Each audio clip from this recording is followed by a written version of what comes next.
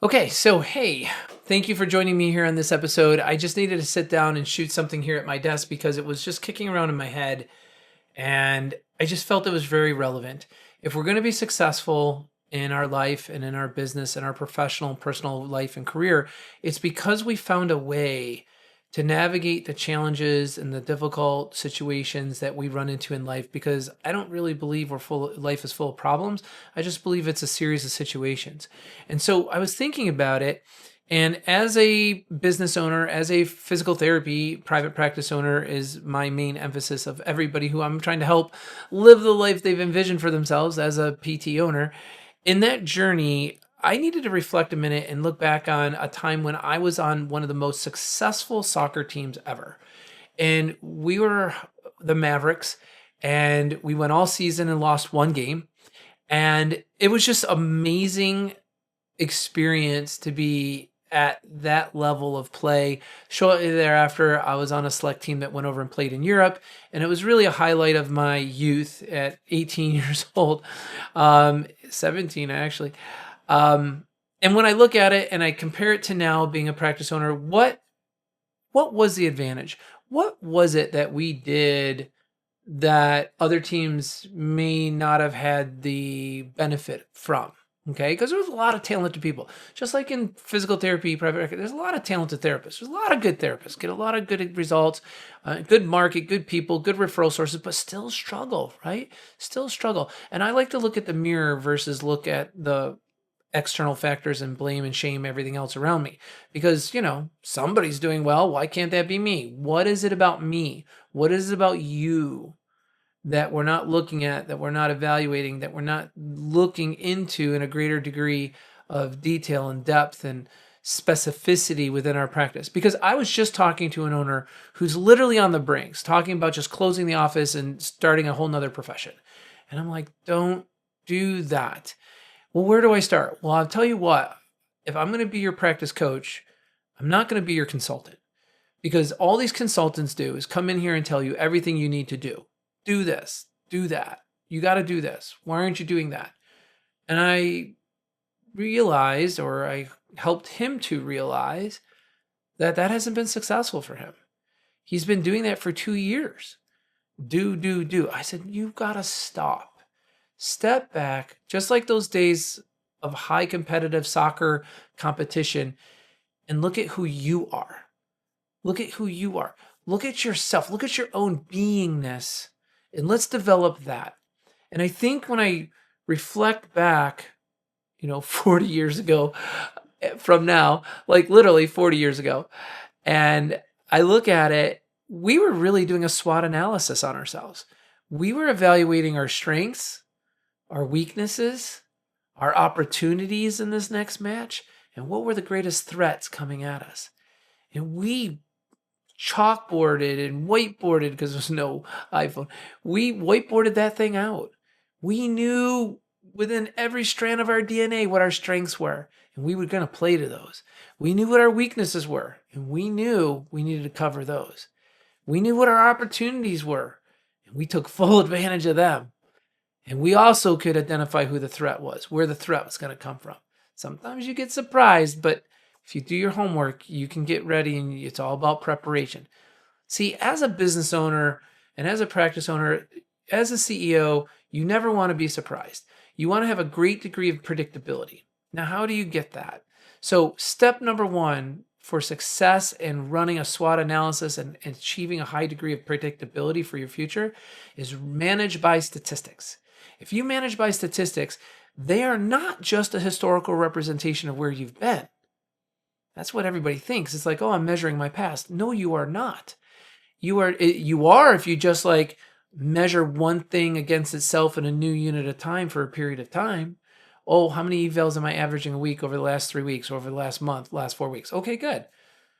But if you take that 3-week trend, which is my preference, you take that 3-week trend and you look at that curve. Is it flat? Is it going down? Is it pitching up? Is it steep up? When you evaluate that curve elevation and pitch, you can literally apply a step-by-step process that's going to catapult you, or basically get you to stand on the shoulders of that slight increase and make it increase even further. look at it and say, well, if our stat is going up on a 3-week trend, what are we doing that's working? Let's do more of it. What did we drop? Let's push it further away. What did we innovate? What did we create? What did we do different? What degree of consistency did we apply? And let's do more of it. You know, when I was on that great soccer team, getting goals were the valuable final product. But we didn't focus on goals. We didn't focus on the back of the net. We focused on passing and assists and breaking into open spaces, because we knew those sub stats of the number of times you break into an open green pasture on that soccer field, the number of times you get a pass to a pass to a pass to another pass in that possession time, the amount of minutes you kept possession, those sub stats would ultimately drive us to our final product of getting a ball in the back of the net. So what are your sub stats? If you do your SWOT analysis right, and you know your strengths, weaknesses, opportunities, and threats, and then you know what the valuable final product is that you're striving for in that practice. Maybe it's new patients. Maybe it's another full-time therapist. Maybe it's to drop my payroll cost to generate a greater net revenue. Then look at the substats. Outsource everything so that you can keep your mental attention units on the things that are most important to the success of your practice. Company culture, people who are winning and never want to work anywhere else, over-the-top patient care experience that they're so happy they're going to tell 3 other people, wear your jersey, and they're going to be a big voice of your return business coming back into your door, because 6 out of 10 of your avails per month should be return business. Brand awareness, like you're known for something that other people in town are not known for, super duper important. And what are you giving back to your community? And what way are you exchanging an abundance back with the people in your society and your community without you asking for anything in return? I feel that's what this YouTube channel is all about. I feel that's what my podcast is all about. Can I give you tips and tricks and suggestions so that you can grow personally and professionally to enhance your life as a practice owner? For those of you who are currently working somewhere else and you're watching this, how long are you going to do that? How long are you going to keep working somewhere where you're blissfully discontent and you realize a snapshot of you today is not going to be any different than a snapshot of you 5 years from now? Maybe $5,000 more a year, nothing's going to change your life. When is it time for you to take the steering wheel of control and be at cause over your future earnings, your future freedom, your future stability, your future success? You see, you don't leave yourself at the door when you go into the clinic, and you don't leave your professional self at the clinic when you go into your home. You are who you are everywhere you go, so invest in you. So my parting advice is, if your practice is going flat or skidding downward, it's time to do a SWOT analysis on you. It's time to do a SWOT analysis on your practice. And don't emphasize the doingness. Emphasize the beingness. Who do we have to be? What do we have to be known for? How do we want to be perceived? These are the key elements to success. I can give you a ton of principles, 25-step process on how to open your clinic successfully, how to expand in that second office. I can share with you all the key metrics, your income as a percent of GI. I mean, your payroll is a percent of GI. It used to always be 50, 55%, or maybe a little lower. Now I got owners telling me if I could get under 60%, it's a luck of the draw. It's a good month. I'm feeling good. I'm feeling fortunate. I'm like, well, I can get you to 40. I can get you to 45. Because we're going to leverage the innovation that's out there today, and we're going to optimize our over-the-top experience by capitalizing on people who are professionally trained to do the work that we never went to school for.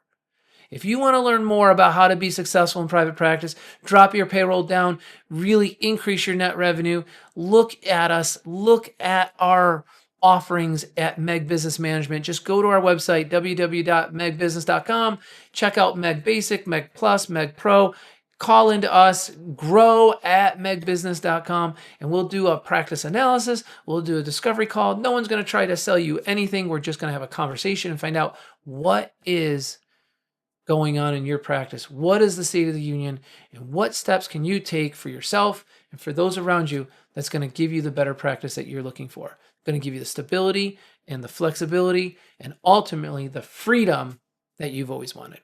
So that's it. I hope this has really been helpful. I've got lots of tools and a lot of very granular actions and activities and documents that you can take advantage of. So just reach in and we'll talk all about it.